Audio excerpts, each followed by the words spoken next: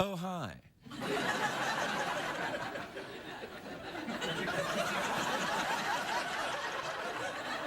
I'm sorry, I was just going over the script for tonight's show. There's no script for this crap. No, I tell you what happened. Here, you know what this is? This is a high school book report. What happened is that I wrote a book, and someone in high school read it. Gretchen Skellinger. Gretchen in high school. She's a senior, right, at Lake Mills High School in Lake Mills High School in Lake Mills in Iowa, right? Which is like, as everybody knows, the high school to go to. So I wrote this book, right? And Gretchen calls up my office here. Well, my office. She phoned. And got in touch with me and said, I'm doing a book report, and I want to do it on you, on your book. And I'm like, okay. And then she asked me a bunch of questions, and I answered them, and then she put it in her book report, and I said, now, send the book report to me when you get it done, and you better get an A. So she sent me the book report, and it's all about the questions she asked me, which is something that if you're thinking about, it's an amazing thing, because usually I talk to entertainment journalists, and the questions they ask you are, what's it like, and have you met George Clooney?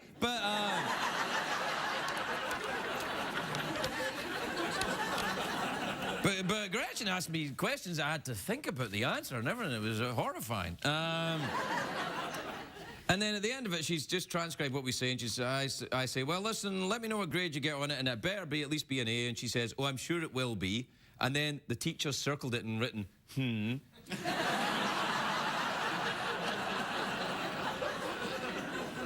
And then after it, you know, she got an A, by the way. She got an A. Gretchen got an A. Oh, yes.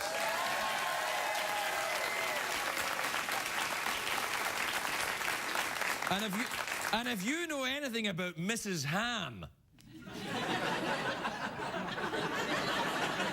who teaches senior English at Lake Mills High School, I'm sure your name is of no source of amusement to the students at all, Mrs. Ham.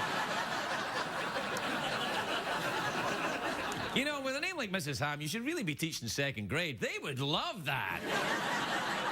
Anyway, so Mrs. Ham wrote in the end, Gretchen, great job. You asked some challenging and yet provoking questions. Also, great ambition to actually interview Craig F. And I'm thinking, well, you're wrong there, Mrs. Ham, because I think it shows a lack of ambition.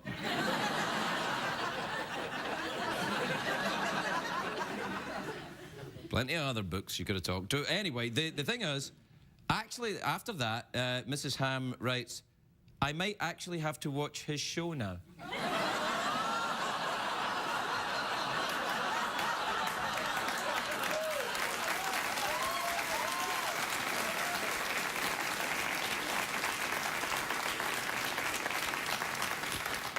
Tootsie Fruits, Mrs. Ham.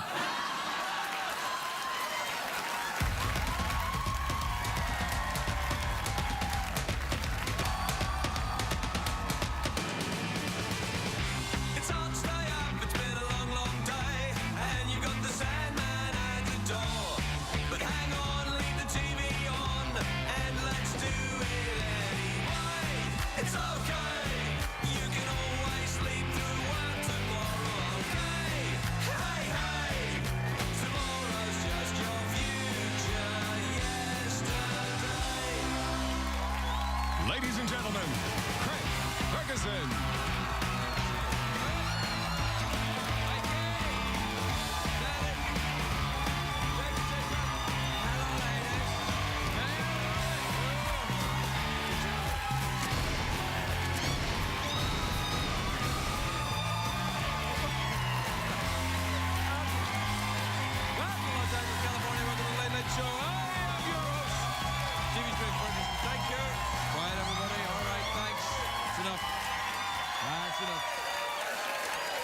That was great, honestly. That was awesome. Really, thanks very much. Please sit down, relax. Oh, thanks, you did. You can always tell when genuine, you know, when applause is genuine and they really mean it, because it doesn't just stop. I'm so happy to see you stop.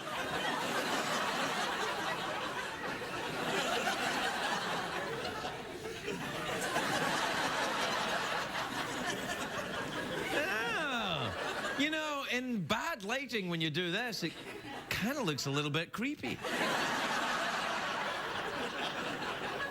Remember that, kids. Hey, guess what? What? It's a great day for America, everybody, yes? It is. It is a great day for America. It is also a great day for me personally. Why, I hear you ask. Not you, Jeff. Because I get my newspaper this morning. You know, the newspaper's like a big papery thing. Before computers were invented, everybody was crazy about them. Anyway, I look at the newspaper today, and I'm in the #1 and #2 movies in America. Me, I'm in both of them. That's right. Kick-Ass is the #1 movie in America. I've got a little cameo in that. And How to Train Your Dragon is a #2 movie in America, and I do a bit of voicing in that. Now, the last time a newspaper said I was involved in a #1 and a #2, it was an ugly incident at a German bondage club, and I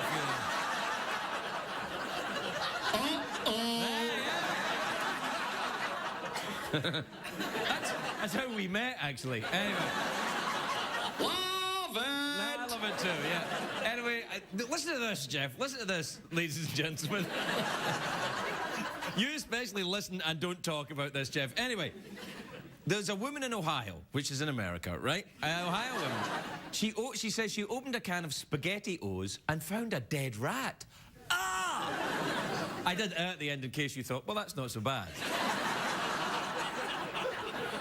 Then I went, and you went, oh, so we don't like that? No, you don't like that. She found a dead rat in her can of SpaghettiOs. You know what's even more disgusting? She also found SpaghettiOs. Do they advertise on CBS? No, they definitely don't now, no. Anyway, this rat in a can thing is just part of Chef Boyardee's newest product, Spaghetti-O, no you didn't.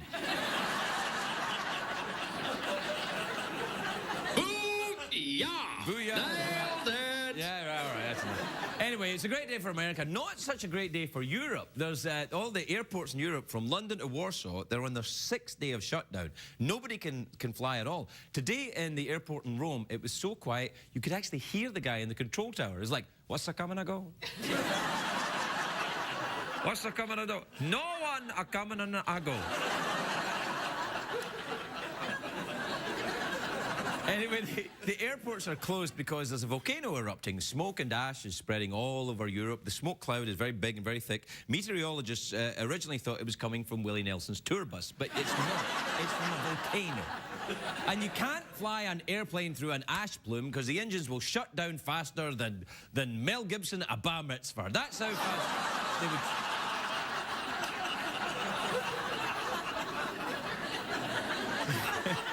Doesn't even make sense, does it? Like what? Mel Gibson was... Why would he be at the bar? Anyway, never mind. Anyway, the reason this volcano released so much stuff into the atmosphere is because it's erupting underneath a glacier, which means everything kicks up through a hole in the ice. Now, some scientists are calling it an ice hole, but other...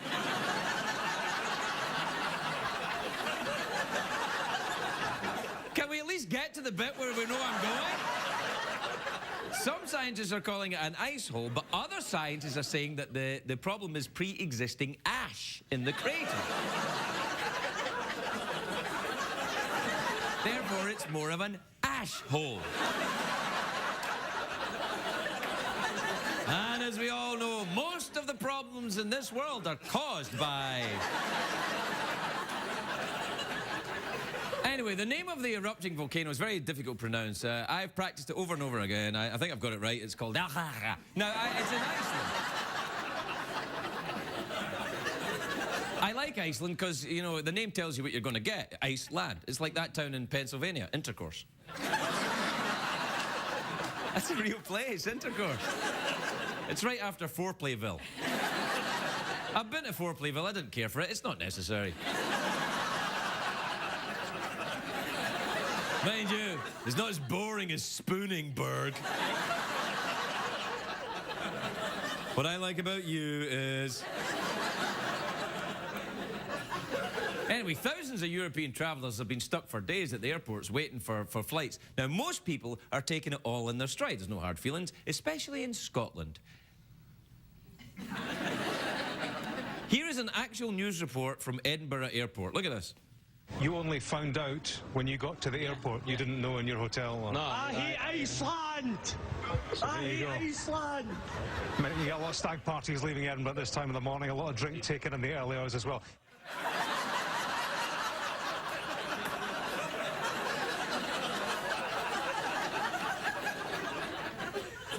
That's where I'm from. Do you see that guy? The guy in the background, Iceland.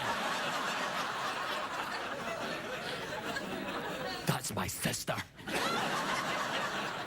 You know, the guy that was saying that, Iceland, do you see what he was wearing? He was wearing the traditional Scottish outfit of a sweatshirt with Hooters written on it. Take that, Braveheart costume designers. Anyway, very little of the ash has actually fallen on mainland Europe. So far, the ash has only come down in Britain. So conditions are just miserable. Everything's grey, people are coughing, you can't see 15 foot in front of you, and then the volcano erupted and things have getting really bad. Things are so bad that the British Navy is going to bring stranded passengers back from Spain. So you can get where you're going, but you're also going to get scurvy. That's right, the British Navy is still using 18th century frigates.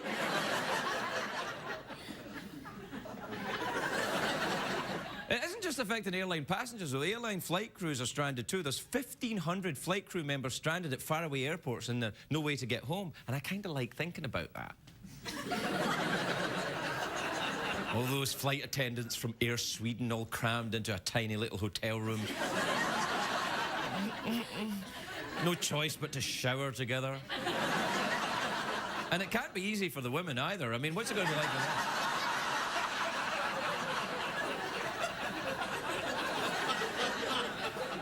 All right, well, it's time for a big commercial break. And, you know, I'm looking forward, because I think it's SpaghettiOs tonight, isn't it? Oh, that's right. We'll take a break. We'll be right back.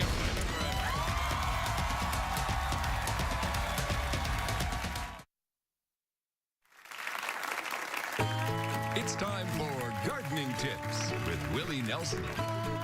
A compost pit is a great way to provide your garden with nutrition. You fill it with food scraps, grass clippings, and manure, and you let it sit there for a while. And you know it's ready when it starts to smell like Craig Ferguson. Hey, I heard that. Yeah, that's it. That's the good stuff.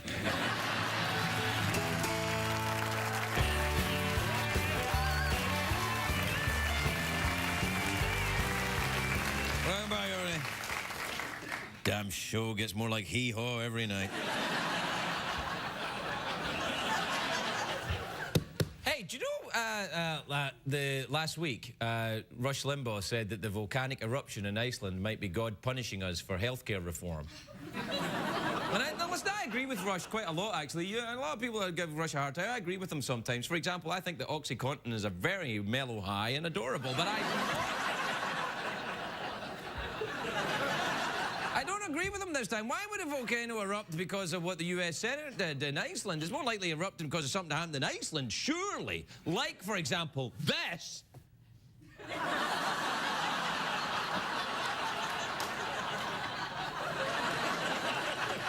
Maybe you want to think about that next time, Iceland. Every time a strip club closes, an angel loses its wings. What time is it, Jeff? Check the tweets and check the email. All right, then, do the, what's his name? Don't be on bitter, 'cause you ain't a quitter. Hire a babysitter. Check the damn Twitter. Check the tweets. And also emails.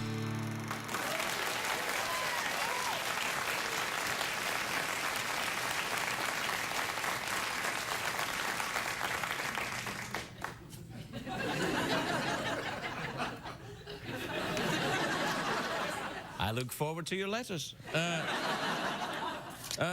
All right, let's see. This is a tweet from Felice in Manila. There she is there. There's a lovely girl. Felice says, Craig, you overcame your fear of flying by becoming a pilot. How can I overcome my fear of birds? By becoming a pilot. You'll be able to get above them and look down on them like they've always looked down on you.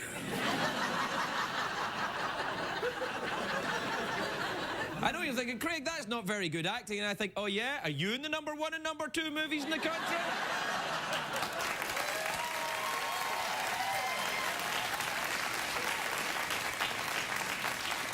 Now, to be fair, in one of those movies I play myself and the other one I'm a cartoon, but still. All right, here's another tweet. This is from Eric in Brookings. There he is, there, big tall fella. Eric says, is there a right way or a wrong way to eat a crispy taco? Crispy taco? No.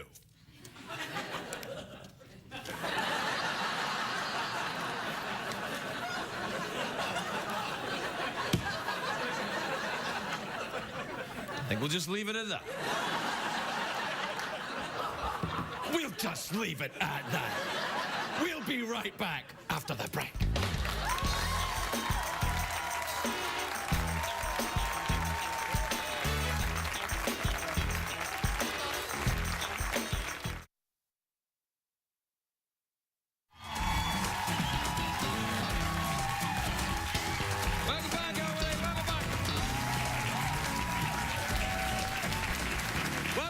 To the show, everyone. Welcome back.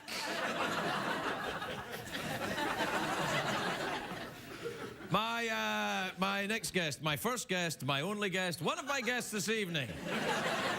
There's a guest coming out, and he's a movie star. He's got a new film called Furry Vengeance.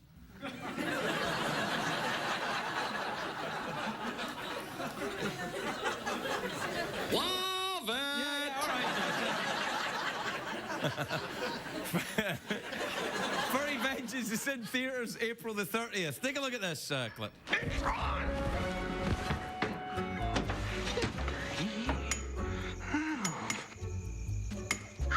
Hi there, cutie pie. Who's the pretty birdie? Oh, you are cute. You make pretty sounds. That's a nice little song you're singing. Do any more? And do what it would sound like with your beak wrapped in duct tape.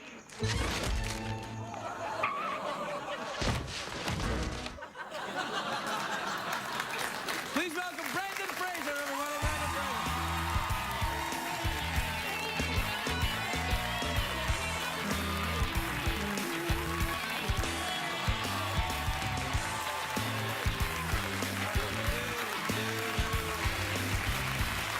Brendan Fraser. Fantastic! You're fantastic? I'm so happy to be here. I'm so happy. Can I first just say hi to my dad? Hi, Dad. He's up in Seattle. Because he What the lives... hell are you doing? You're a movie star. You don't go on TV and go, oh, can I say hi to my dad? No, but you're Craig Ferguson. He's been bugging me for years, saying, when are you going to go on the Craig Ferguson show? Is your dad a drunken Scotsman? Well, and he is a Fraser. Yeah, I was going to say, that's a Scottish name. There's a fair chance. I don't know about the drinky bit, but... Well, actually, you know, Fraser's is a big department store in Glasgow. There's House of Fraser? Yeah, House of Fraser. Yeah, they have. You can get a sweater there. A scarf. There's a Fraser tartan. You can get a hoodie with Hooters written on it.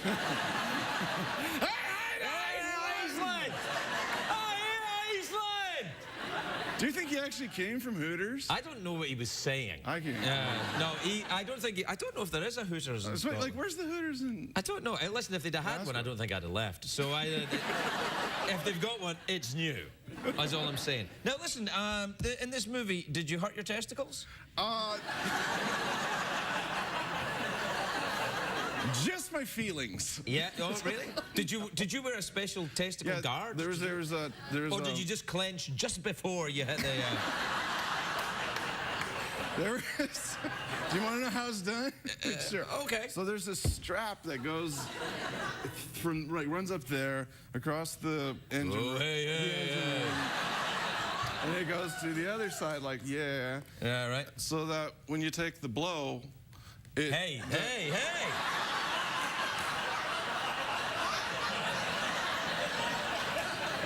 Did I say? Yeah. Your dad will be proud now, I tell you that. So listen, I want to talk to you about this volcano in Iceland because you've been to Iceland, haven't you? Yeah, I have. I've been down to the center of the earth. That's right. In that movie, Journey to the Center of the Earth, you went to Iceland. I did. So, did you notice the volcano when you were there? I guess it might have been something like I might have left the toaster running or something Yeah. while I was down there. You took a toaster to the center of the Earth? How are you gonna make toast? Lava toast? An English muffin? Okay. Anyway, look, I've got a theory about your movies, by the way. I want to talk to you about them. I think you've done a lot of movies where you're underground. Yes. I come to think of it. Encino Man, underground, a bit. Yeah, mostly. Right, the beginning of your career, you were underground. Right. That one where you were in the bunker for a while? Blast from the past. Underground, right? Underground. In The Mummy, lot of underground stuff going on there. Journey to the Center of Earth, underground. Underground. Maybe it's time you do some flying movies, is what I'm saying. So I can stay above the birds. That's what but I look down on them like they look down on you. There's birds in this movie I'm in, Furry Vengeance, which... No, this is a romantic movie about you and a raccoon? Is that right? I'm trying to... It's not exactly like a bromance. It's... Gosh, help me out here. Is it like... It's like I Love You Man, but with a raccoon?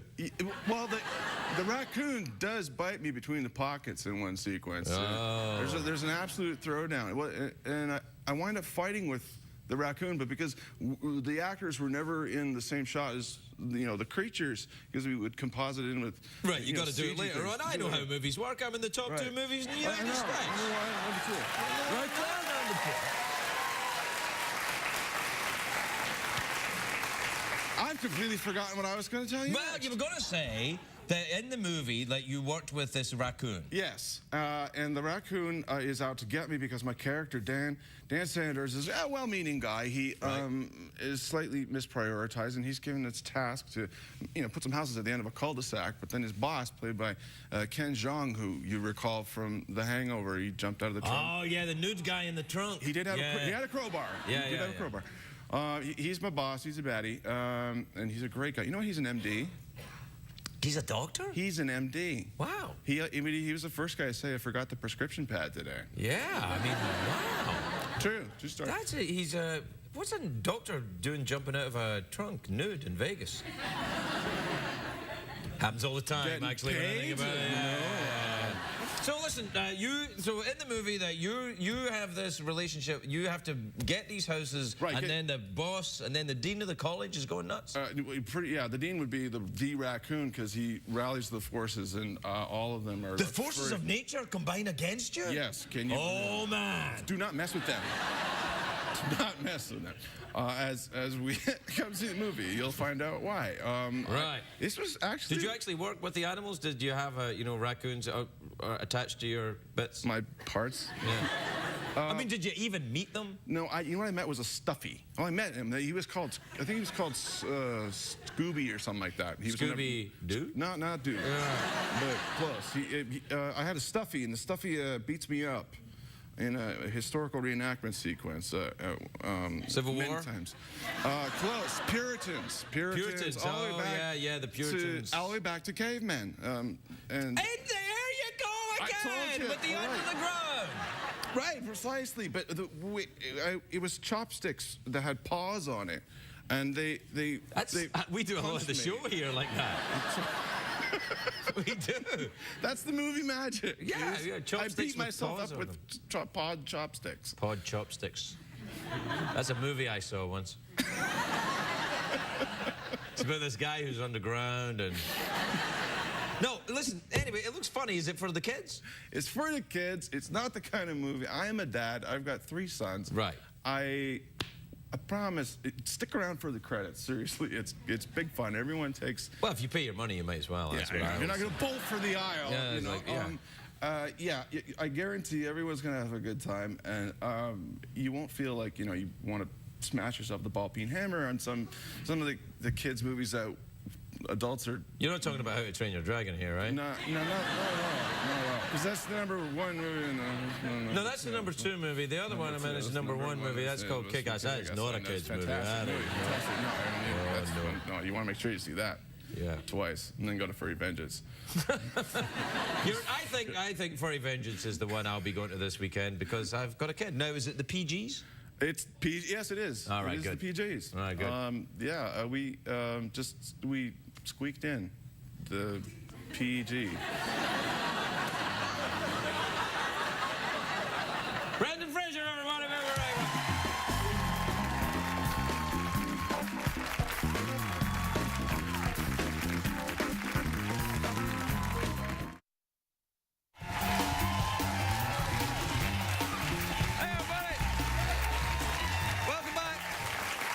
Welcome back to the big, probably later in the week show.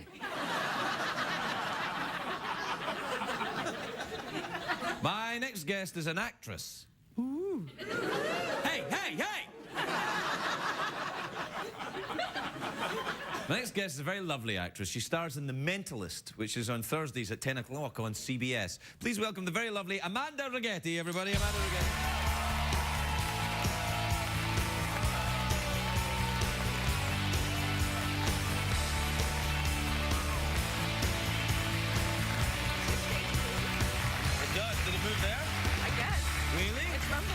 Really? Did it wobble?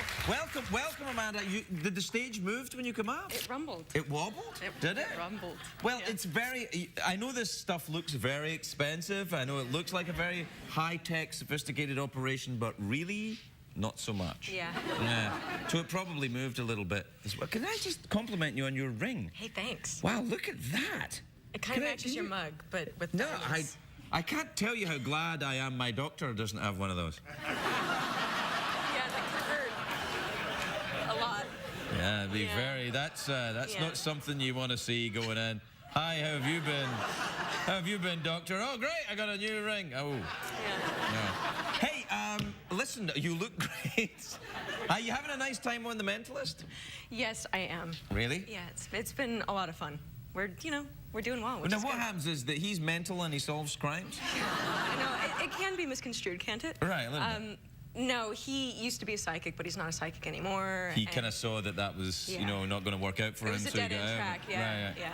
So he has these powers of observing and manipulating situations to get information. So. Oh, I see. Yeah. And what do you do in it?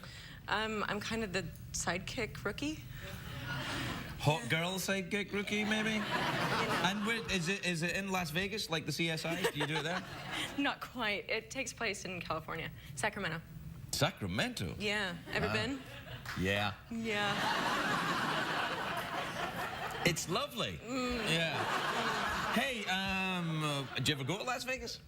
Yeah, I grew up in Vegas. You never? Yeah. Is that where you got the ring, Las Vegas? Not quite. Although I wish I had. Where did you go? Did you grow up near Lovett's Frozen Custard, next to the Stratosphere? No, but I actually have a sister that used to work at the Stratosphere.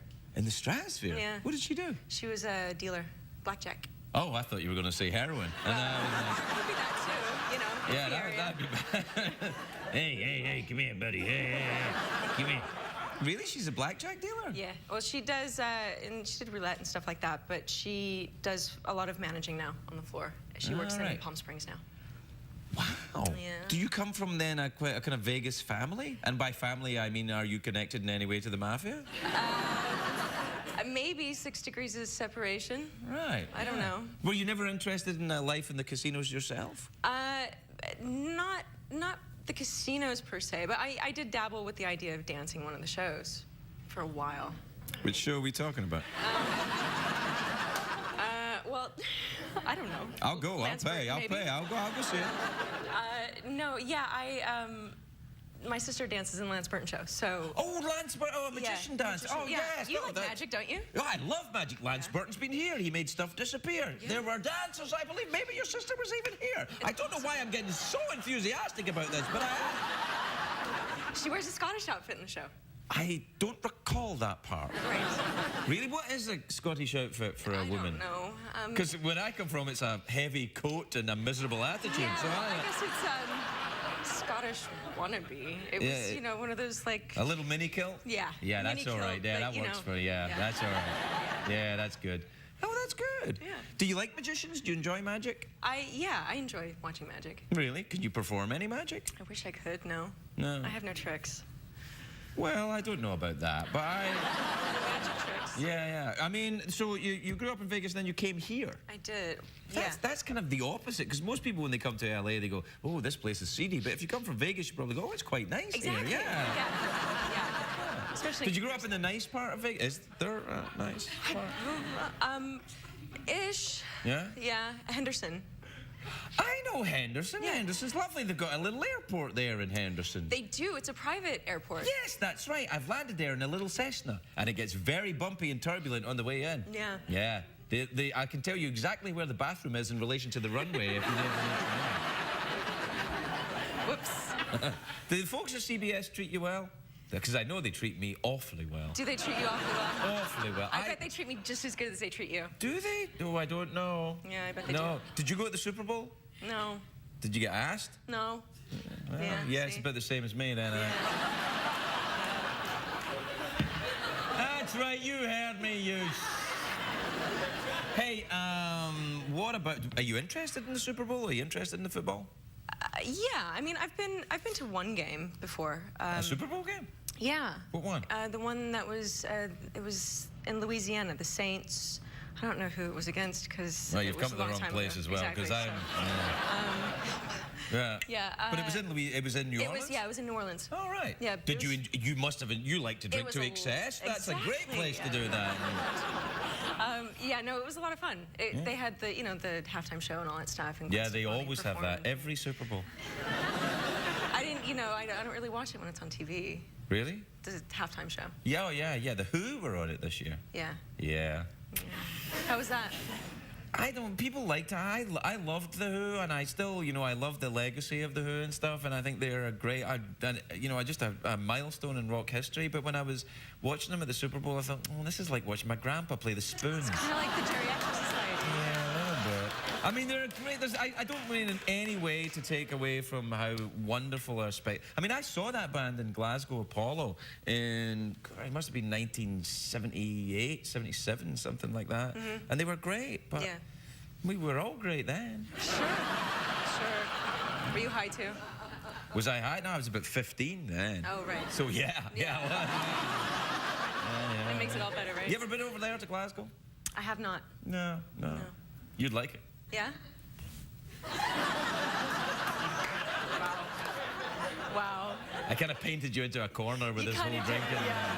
I don't know how to get Oh, myself it's out, all but right. thanks, I'm only kidding. It's not really true. No, it's not. Or is it? Or is I it? think it's all right. Yeah. So we're out of time, but I do like that ring. Yeah, thanks. Yeah. Yeah, it's good. I don't think it would fit you. No, it wouldn't fit me. I've got big sausagey fingers. Yeah. Maybe on your pinky. Even my pinky is a bit sausagey. It's like I've got 2 pounds of sausages. How's that working out for you? Some girls like it. Yeah. Amanda Righetti, everybody, we're right back. What I need, I don't know quite how to put it. Well, you're just gonna have to open your mouth and say it out loud in full detail, like you're talking to your priest. You show me yours, I'll show you mine. That's how it works. Here. I want you to kill him. How much do you charge? Welcome back. My next guest is a very funny comedian, as opposed to many of the comedians that we've had on. We only have funny comedians here. This newfangled type of comedian that comes on and just tells you stuff that makes you sad. We have none of that here. He's very funny. You can catch him at the comic strip in New York. Brian Scott McFadden, everybody. Brian Scott McFadden.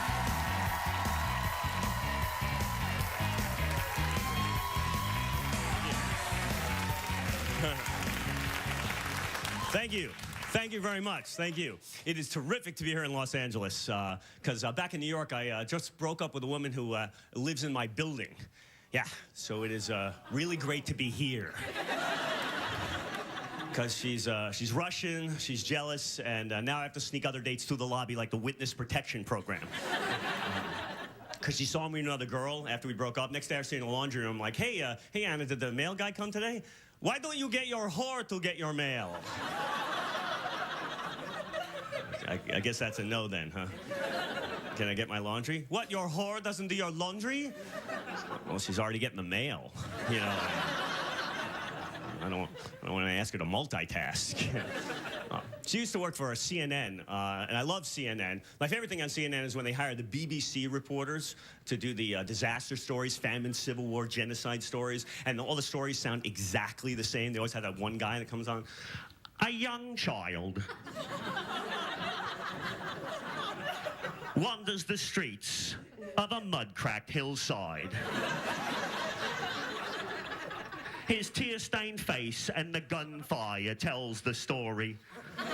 For a tragedy has taken hold here that has crippled this once peaceful village.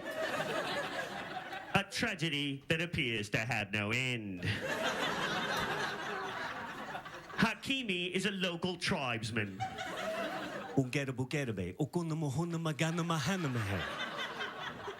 I don't know what I will do. Things are very bad here now. This was a peaceful place to live, but we are terrified. How will we feed our families? Anger has turned to fear here. The provisional government seems helpless to stop the bloodshed. And if supplies do not arrive soon, all may be lost. But there are no winners or losers here. Just the sad people staring into an uncertain future. Brian Kittle, CNN, Sri Lanka. Who is that guy? Every story. He's on every story, except he's never on the local news. I always wondered why that was. And I figured it out, because we don't have that stuff in America. We're pretty lucky. They have famine, civil war, genocide in other countries. I live in New York City. We had a doorman strike, and people freaked out. How's that for perspective, you know? People in other countries don't even have doors, much less a guy whose only job it is to open it for you. That's why they never let that CNN guy cover the local news, because a doorman strike would not nearly have the same tragic ring to it. An old man shuffles the lobby of a posh Upper East Side apartment building, unable to get outside.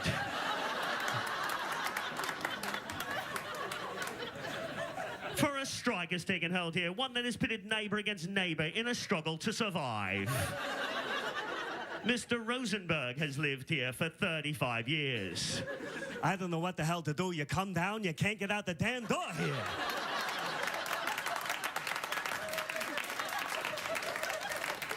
I pay my rent. When are they going to settle this thing? I come in, they're yelling, they're picketing, they're screaming at me. Settle it, damn it. Anger has turned to fear here. The strike has affected everything here. An order of Chinese food arrives. But there is no one there to greet him. Some of these yuppies have not eaten takeout in weeks. Even the delivery man is angry.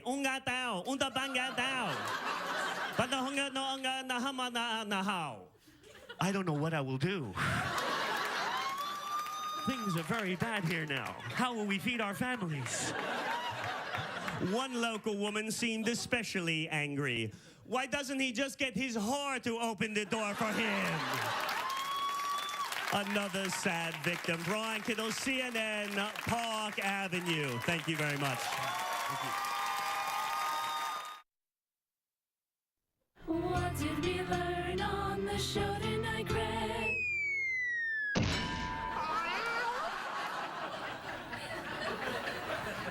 I gotta be quick, so no mucking around. No, I'll just do it quick. We gotta go. Good night, everybody. Good night.